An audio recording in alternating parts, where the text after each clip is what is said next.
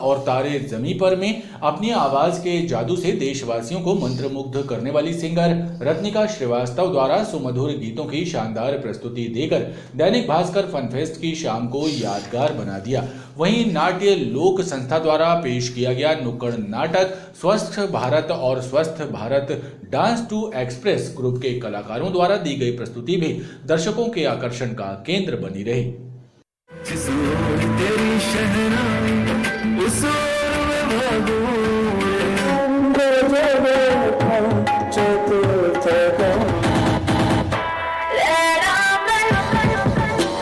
हम साल में 2 गलती करते हैं, गणेश चतुर्थी को। सुमधुर गीत संगीत से सजी शाम का ये नजारा है कल्चरल स्ट्रीट में दैनिक भास्कर द्वारा आयोजित फैमिली फन फेस्ट का, जहां पर सारे गामापा, लिटिल चैंप और तारे जमी पर जैसे रियलिटी शो में अपनी आवाज का जादू बिखेर चुकी सिंगर रत्निका श्रीवास्तव द्वारा एक से बढ़कर एक सुमधुर गीतों की प्रस्तुति देकर सभी को मंत्रमुग्ध कर दिया। इसके साथ ही डांस टू एक्सप्रेस ग्रुप के कलाकारों की बेमिसाल पेशकश ने दर्शकों को झूमने पर मजबूर कर दिया।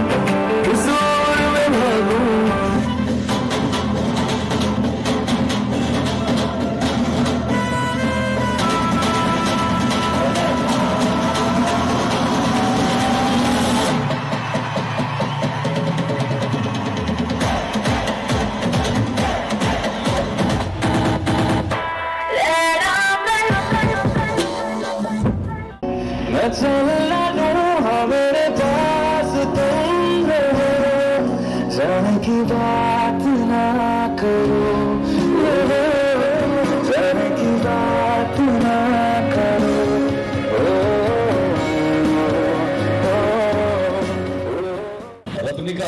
दैनिक भास्कर फन फेस्ट ने कलाकारों को मंच प्रदान किया है और शहर के कलाकार भी अपनी प्रतिभा का परिचय दे रहे हैं। पहली बार बहुत अच्छा दैनिक भास्कर ने फैमिली फन फेस्टिवल चालू किया है, तो बहुत प्रशंसनीय है और बहुत लोग इसको एंजॉय कर रहे हैं। और सबसे बड़ी बात, जहां जबलपुर के जो कलाकार हैं, एक से एक कलाकार हैं, वहां प्रस्तुति दे रहे हैं और जो कला निकेतन के जो विद्यार्थी हैं, उनके जो डिज़ाइंस और ड्राइंग, जो आर्ट कैप देख रहे हैं हम लोग, एक से बढ़कर एक है। वाकई में संस्कारधानी जबलपुर का नाम रोशन कर रहे हैं लोग और एक तारीफ़ काबिल है। और दैनिक भास्कर को बहुत बहुत शुभकामनाएं कि भास्कर एक ऐसा माध्यम है जहां प्रत्येक प्लेटफॉर्म को जोड़ रहे हैं, किसी भी फील्ड का हो, सारे फील्ड को ये लोग कवर कर रहे हैं। ऐसा कोई फील्ड नहीं है जो छूटा हुआ हो। इवन यहाँ तक कि सभी लोगों को इसमें भागीदार बना रहे हैं और कई ऐसे क्षेत्र होते हैं, बहुत लोग इसको टच नहीं कर पाते, लेकिन आप लोग इसको कवर कर रहे हैं। और मैं स्वयं चूँकि वर्षों से भास्कर से जुड़ा हुआ हूँ, मुझे पता है कि यहाँ का परिवार इतना संवेदनशील है, चाहे वो किसी भी समूह का हो, सबके लिए समर्पित हैं। चाहे वो खेल का मामला हो, चाहे आपका शिक्षा का हो, चाहे अन्य प्रकार की जो प्रतिभाएं होती हैं उनको प्रोत्साहित करने का हो, सब आप पूरा कवर कर रहे हैं यहाँ। क्योंकि मैं स्टार्टअप्स का नोडल ऑफिसर भी हूँ पूरे मध्य प्रदेश में, जो मुझे मिला है रानी दुर्गावती विश्वविद्यालय के लिए। यहाँ जो बच्चों ने ये छोटे छोटे पेंटिंग्स और ये सब बना रहे हैं, आर्ट्स बना रहे हैं, इनकी जो मार्केटिंग अगर अच्छे से की जाए तो मेरे ख्याल से जबलपुर के लिए पूरी दुनिया में नाम कमा सकते हैं ये।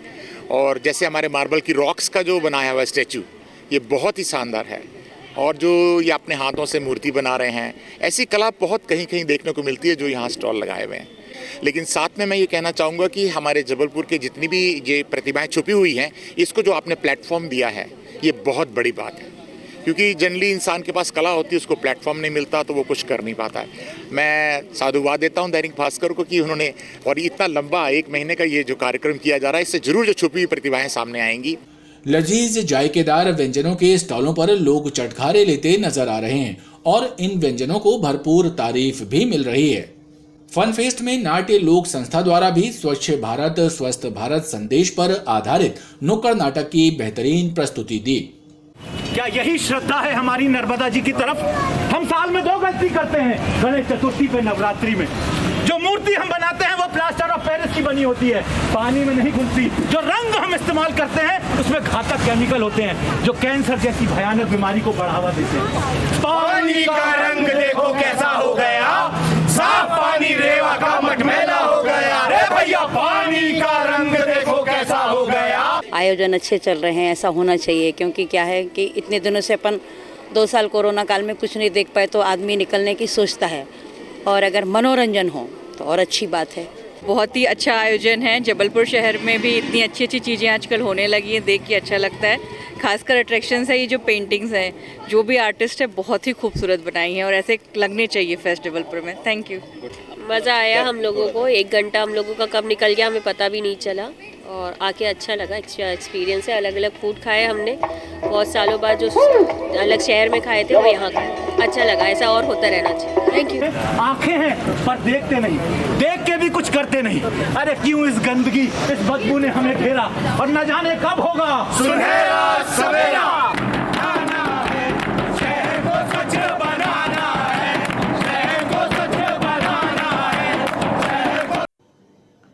शहर के होटल, रेस्टोरेंट, क्लब एवं ढाबों में नववर्ष की पूर्व संध्या पर आयोजित होने वाले कार्यक्रमों को लेकर पुलिस कंट्रोल रूम में एक बैठक आयोजित हुई, जिसमें पुलिस अधिकारियों ने आयोजकों को प्रशासन द्वारा जारी गाइडलाइन का पालन करने के निर्देश दिए। शहर के ढाबों, पार्कों, होटलों, रेस्टोरेंट्स में नव वर्ष की पूर्व संध्या पर आयोजित होने वाले कार्यक्रमों में प्रशासन द्वारा जारी दिशा निर्देशों से आयोजकों को अवगत कराया गया। पुलिस कंट्रोल रूम में आयोजित बैठक में एडिशनल एसपी गोपाल खांडेल ने संचालकों को बताया कि डीजे पर पूर्णतः प्रतिबंध रहेगा और बिना अनुमति के कार्यक्रमों का आयोजन नहीं होगा। इसके अलावा सुरक्षा संबंधी इंतजाम भी सुनिश्चित किए जाए ताकि किसी प्रकार की अप्रिय स्थिति न बन सके। और पार्किंग के बीच में झगड़ा नहीं है, ये भी, क्योंकि एक बार पार्किंग को लेके झगड़ा हुआ एक होटल में, और अंदर भी जहाँ तक जो खुद की आपकी सिक्योरिटी लगाई हुई है, ना बड़ा रूप ना ले ले कि वो कोई जो आपसे संभले ना, तो उसके लिए आप समय पर पुलिस को इन्फॉर्म करें ताकि इसमें झगड़े को रोकने में पुलिस सहायता कर सके। जो भी कार्यक्रम उनके होटल में होंगे वो उसकी एक अनुमति लें, साउंड की भी अनुमति लें, कार्यक्रम की भी अनुमति लें, और अनुमति लेकर ही वो अपने होटलों में कार्यक्रम आयोजित करें। पार्किंग इत्यादि का विशेष ध्यान रखें और समय का विशेष रूप से ध्यान रखें, ये सभी उन लोगों को बताया गया है। और इसके साथ ही साथ फायर एक्सटिंग्विशर्स इत्यादि की व्यवस्था रखें। ये सारी चीज़ें इलेक्ट्रिक, चूँकि उसमें डेकोरेशन बहुत होता है नववर्ष में, तो इलेक्ट्रिक्स की चेक करा लें इलेक्ट्रीशियन से अच्छे से, ये सभी बातें उनको बताई गई हैं। बैठक में आयोजकों को स्पष्ट कहा गया कि आयोजित कार्यक्रम ऐसे हों कि उनका विरोध ना हो सके। वहीं रात्रि 12:30 बजे तक प्रोग्राम को समाप्त करने के भी निर्देश दिए गए हैं। इसके अलावा सीसीटीवी कैमरों से निगरानी की व्यवस्था करने के साथ ही बिना लाइसेंस शराब पिलाने वालों पर कार्रवाई करने की बात भी कही गई है। हॉस्पिटलों की फायर एनओसी के लिए नगरीय प्रशासन विभाग ने तो मापदंड सरल कर दिए हैं, लेकिन नर्सिंग होम एक्ट में सरलीकरण होना बाकी है। परिवर्तित नियमों के मुताबिक अब 50 बिस्तरों से कम वाले अस्पतालों को फायर एनओसी नहीं लेनी पड़ेगी। हॉस्पिटलों को फायर एनओसी की अनिवार्यता वाली कार्रवाई धीमी पड़ गई है। नगरीय प्रशासन विभाग ने फायर एनओसी के नियमों में परिवर्तन कर उन्हें सरल कर दिया है। अब 15 मीटर की ऊंचाई से कम वाले अस्पतालों और 500 वर्ग मीटर एरिया से कम वाले अस्पतालों और 50 बिस्तरों से कम वाले हॉस्पिटल्स को फायर एनओसी नहीं लेनी पड़ेगी। सिर्फ इंजीनियर के प्रमाण पत्र से उनका काम चल जाएगा, लेकिन बड़े अस्पतालों को फायर एनओसी लेनी पड़ेगी। देखिए क्या है कि फायर एनओसी, जो टेम्परेरी फायर एनओसी के जो नियम थे वो कुछ परिवर्तित करने वाला था नगरीय प्रशासन विभाग, इसलिए पोर्टल बीच में कुछ दिन बंद रहा। लेकिन उसके बावजूद भी जब ये पोर्टल शुरू था तो जो मापदंड हैं टेम्परेरी फायर एनओसी प्राप्त करने के, वो अस्पताल में पूरे नहीं हो पाए थे, इसलिए वो अप्लाई भी नहीं कर पा रहे थे। अब जो परिवर्तित मापदंड आए हैं वो परिवर्तित मापदंड थोड़े से सरल हैं कि 15 मीटर से कम ऊंचाई की बिल्डिंग हो या 500 स्क्वायर मीटर से कम एरिया में हो या 50 बिस्तर से कम का अस्पताल हो तो उसे फायर एनओसी नहीं लेना है, केवल उसे एक फायर के लिए एक सर्टिफिकेट उस इंजीनियर से लेना है जो उनके अस्पताल में फायर सेफ्टी के काम कर रहा है। तो अब फायर सेफ्टी सर्टिफिकेट लगेगा उन अस्पतालों को, और जो बड़े अस्पताल हैं उनको फायर एनओसी लेना है। लेकिन नगरीय प्रशासन विभाग ने तो परिवर्तन कर दिया है, अब ये नर्सिंग होम एक्ट में जब शामिल होगा तब हम स्वास्थ्य विभाग की तरफ से उसका पालन कर पाएंगे। स्वास्थ्य विभाग के अधिकारियों के मुताबिक नगरीय प्रशासन विभाग ने तो नियमों का सरलीकरण कर दिया है, लेकिन नर्सिंग होम एक्ट में फायर एनओसी के नियमों में सरलीकरण होना अभी बाकी है, जिसके चलते अभियान की रफ्तार कम हो गई है। स्कूल शिक्षा विभाग में अनुकंपा नियुक्ति के बदले सरकार द्वारा आवेदकों को दिए जा रहे विकल्पों का विरोध शुरू हो गया है। राज्य शिक्षक संघ के सदस्यों का कहना है कि मौत के बदले पैसा मंजूर नहीं है। सरकार का कहना है कि दिवंगत कर्मचारी के 5 वर्ष का वेतन उसके उत्तराधिकारी को दिया जा सकता है। स्कूल शिक्षा विभाग में पिछले कई वर्षों से अनुकंपा नियुक्ति बंद है। परेशान आवेदकों ने संयुक्त संचालक लोक शिक्षण कार्यालय पहुंचकर आपत्ति दर्ज कराई है। आवेदकों का कहना है कि प्रदेश सरकार द्वारा अनुकंपा नियुक्ति के बदले जो विकल्प उन्हें दिए जा रहे हैं वे मंजूर करने के लायक नहीं हैं। कोई व्यक्ति नहीं चाहता कि मौत के बदले में रुपये दिए जाए, उसकी खाना पूर्ति, उसकी बदले में उसको नियुक्ति दी जाए जैसा कि पूर्व से आदेशित है, निर्देशित है, उनके आधार पर। दूसरी बात ये है कि हमारे जो कर्मचारी ऊपर चले गए हैं या तो उनके परिवार को जो प्रताड़ना झेलनी पड़ रही है, कोई बाई का काम कर रहा है, कोई कुछ का काम कर रहा है, तो इसके लिए जिम्मेदार कौन है? इसके लिए जिम्मेदार शासन प्रशासन दोनों है। एक शिक्षक की पत्नी अगर एक बाई का काम करेगी तो क्या ये मंजूर होगा? ये मुझे बिल्कुल नहीं चाहिए। और अगर हमें ऐसा पहले नहीं बोला गया होता कि ये हटा पूर्ण करो तो हम अपना दूसरा विकल्प देखते, पर हमें रोज नए कुछ पेपर्स लाने के लिए बोला गया। 6 साल से कंटिन्यू आ रही हूँ और डेली कुछ पेपर लेके आती हूँ। यहाँ जिला शिक्षा अधिकारी कार्यालय से उन्हें एक पत्र जारी हुआ है कि आप अनुकंपा नियुक्ति के बदले 5 साल तक का जो उसका कर्मचारी जब खत्म हो उसका जितना वेतन रहा हो तो 5 साल का वेतन ले लीजिए। हम इसी के विरोध में यहाँ आए हैं कि कर्मचारी जो है बहुत आशा के साथ यहाँ उनके आश्रित जो है यहाँ अनुकंपा नियुक्ति के लिए आवेदन दिए हैं। ये मौत के बदले रुपये का जो प्रलोभन है, ये इसके निर्देश चाहे लोक शिक्षण संचालनालय ने दिए हो और चाहे उसको जिला शिक्षा अधिकारी ने पालन किया हो, ये जहाँ से भी हुआ है ये अमानवीय है और ये बिल्कुल न्याय संगत नहीं है। हम इसका पुरजोर विरोध करते हैं। हमारा जितने भी 57 लोग यहाँ आए हुए हैं उनमें से एक भी व्यक्ति मौत के बदले रुपया लेने का पक्षधर नहीं है। वहीं शिक्षा विभाग के अधिकारियों का कहना है कि नियम प्रदेश सरकार की ओर से जारी किए गए हैं, लिहाजा उनमें संशोधन भी सरकार के स्तर पर ही हो सकता है। विकलांग बच्चों के अभिभावकों के लिए राहत भरी खबर है कि 18 वर्ष तक अस्थि बाधित बच्चों का निःशुल्क इलाज जिला चिकित्सालय विक्टोरिया में किया जाता है। हर मंगलवार को अस्थि रोग विशेषज्ञों की टीम यहां कई तरह की जांचें भी मुफ्त करती हैं। राष्ट्रीय बाल स्वास्थ्य कार्यक्रम के तहत जिला चिकित्सालय विक्टोरिया में हर मंगलवार को अस्थि बाधित बच्चों के निःशुल्क ऑपरेशन किए जाते हैं। चिकित्सकों के मुताबिक अब तक 150 से ज्यादा ऑपरेशन हो चुके हैं। खास बात यह है कि इस अभियान में अंतर्राष्ट्रीय स्तर का एक एनजीओ भी इसमें शामिल है, जो विश्व स्तरीय सेवाएं जरूरतमंदों को प्रदान कर रहा है। 18 साल तक के जो बच्चे हैं जिनके हाथ, पैर या घुटने या किसी भी तरीके की अस्थि बाधित विकृति है, विकलांगता है, उसका निःशुल्क इलाज होता है।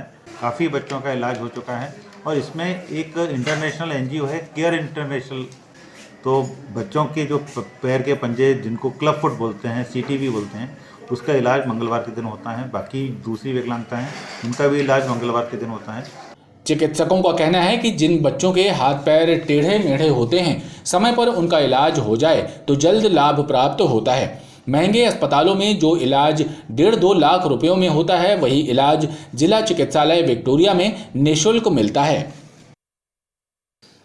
वेतन वृद्धि, अनुकंपा नियुक्ति, नियमितीकरण समेत अन्य मांगों को लेकर मध्य प्रदेश विद्युत मंडल तकनीकी कर्मचारी संघ के बैनर तले विद्युत विभाग के आउटसोर्स कर्मियों ने अधीक्षण यंत्री को एक मांग पत्र सौंपा और मांग पूरी नहीं होने पर 6 जनवरी से जेल भरो आंदोलन करने की चेतावनी दी है।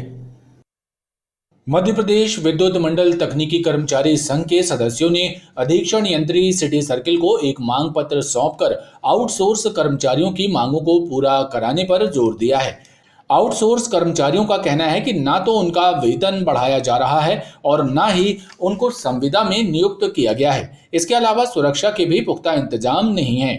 दूसरी बात, इतनी सी मानविकता के आधार पर इस विचारणीय बात है कि जो आउटसोर्स कर्मचारी जो करंट से मर जाते हैं, जल जाते हैं, उनके लिए आज कोई नीति ही निर्धारित नहीं है। उन्हें मात्र 7 से 8 हज़ार रुपये दिया जाता है। मृत्यु होने के बाद ना उन्हें अनुकंपा नियुक्ति दी जाती है, ना उन्हें कोई बीमा कराया जाता है, ना उन्हें कोई स्वास्थ्य की सुविधा दी जाती। ऐसी हम जिनाइन मांग है, मानवीयता के आधार पर जो जिनाइन मांग है उनको लेकर हम सरकार को बार बार 94 दिन से चेता रहे हैं। अभी आपने भी सुना होगा कि बता रहे हैं कि कुछ इनकी मांगें जो काफ़ी लंबे समय से कर रहे हैं, तो जो ये मांगें हैं मैं अपने सीनियर लेवल पे इनकी मांगें जो हैं वो इमीडिएटली कन्वे करूँगा कि ऐसा ज्ञापन आया है, और क्योंकि वो मेरे स्तर की है नहीं इसलिए मैं उस पर कमेंट नहीं कर सकता।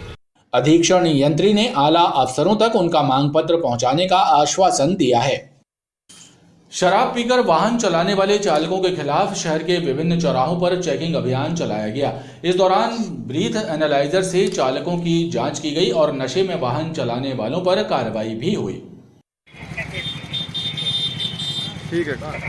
नए साल के पूर्व पुलिस महकमे द्वारा एक बार फिर से शराब पीकर वाहन चलाने वाले चालकों के खिलाफ चेकिंग अभियान शुरू किया गया है। पुलिस द्वारा मालवीय चौक समेत अन्य चौराहों पर बैरिकेड्स लगाकर 2 पहिया एवं 4 पहिया वाहन चालकों की ब्रीथ एनालाइजर से चेकिंग की गई।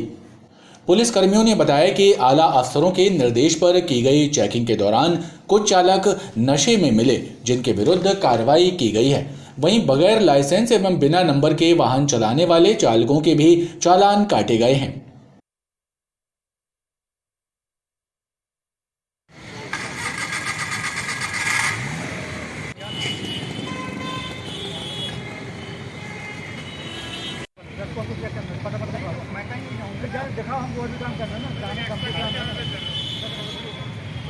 ये नए वर्ष की पूर्व संध्या पर जो लोग अधिक मात्रा में शराब पीकर वाहन ड्राइविंग करते हैं उन लोगों को कंट्रोल करने के लिए वाहन चेकिंग कराई जा रही है, ताकि जो सुरक्षित रहें और ज़्यादा वो न करें, उत्पाद न मचाएं। सुझाव तो नहीं दे रहे, कार्रवाई की जैसे मतलब कंट्रोल रहे, मतलब क्राइम कंट्रोल रहें, लोग उत्पाद न मचाएं, नियमित रहें, लिमिट से रहें, समय पर अपने घर पर पहुँचें। वाहन चेकिंग के दौरान चालकों में हड़कंप मचा रहा। अवैध रूप से शराब के विक्रय में लिप्त एक आरोपी को ग्वारीघाट पुलिस एवं क्राइम ब्रांच ने बादशाह हलवाई मंदिर क्षेत्र से गिरफ्तार किया है। वहीं 3 आरोपी मौके से फरार हो गए। पुलिस ने 650 पाव देशी शराब जब्त की है।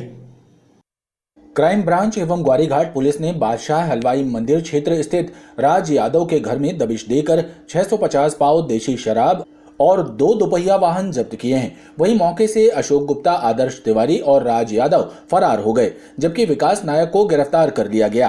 पुलिस द्वारा फरार आरोपियों की तलाश की जा रही है और मौके पर वैधानिक कार्रवाई की गई है।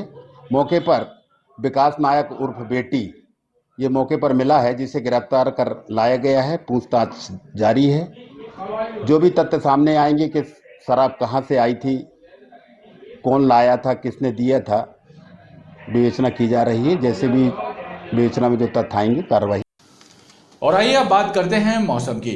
उत्तर पश्चिमी हवाओं की मौजूदगी के बीच न्यूनतम तापमान 9.2 डिग्री सेल्सियस दर्ज किया गया, जो सामान्य से 1 डिग्री कम रहा, जबकि अधिकतम तापमान में 5 डिग्री की वृद्धि होने के बाद 29.1 डिग्री सेल्सियस रिकॉर्ड किया गया। न्यूनतम तापमान में 1 डिग्री की गिरावट दर्ज हुई है, वहीं अधिकतम तापमान में 5 डिग्री का उछाल आया है। मौसमविदों का कहना है कि प्रदेश में सबसे कम तापमान 7 डिग्री सेल्सियस नौगांव में दर्ज किया गया है। इसके अलावा फिलहाल मौसम शुष्क रहने की संभावना जताई जा रही है। वहीं न्यूनतम तापमान में कमी आने से रात के वक्त सर्दी का एहसास बढ़ गया है। खबरों का ये क्रम लगातार जारी है। आप देखते रहिए BTV न्यूज। राजस्व विभाग द्वारा bishop board of education church of north India की परिसंपत्ति को निवर्तन हेतु प्री-बिड बैठक का आयोजन किया गया, जिसमें क्षेत्रीय लोगों ने आरोप लगाया कि खेल के मैदान को बेचने की साजिश की जा रही है। मिशन कंपाउंड स्थित bishop board of education church of north India की परिसंपत्ति की नीलामी के लिए जिला प्रशासन एवं राजस्व विभाग ने प्री-बिड बैठक का आयोजन किया, जिसमें उपस्थित अधिकारियों ने नीलामी की शर्तों की जानकारी दी। बताया कि मध्य प्रदेश राज्य परिसंपत्ति प्रबंधन कंपनी लिमिटेड भोपाल द्वारा राजस्व विभाग की bishop board of education church of north India की जबलपुर स्थित पार्ट ए की 2594 वर्ग फीट मीटर एवं पार्ट बी की 1709 वर्ग मीटर संपत्ति के विक्रय का निर्णय लिया गया है।